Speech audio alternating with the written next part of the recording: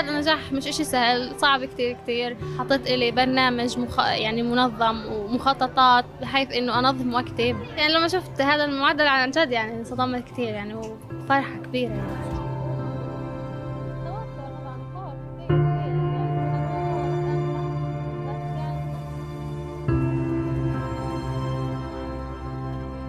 إن شاء الله أنا رح أتخصص في الجامعة الإسلامية، فرع الآداب، فرع الترجمة، لغة إنجليزية.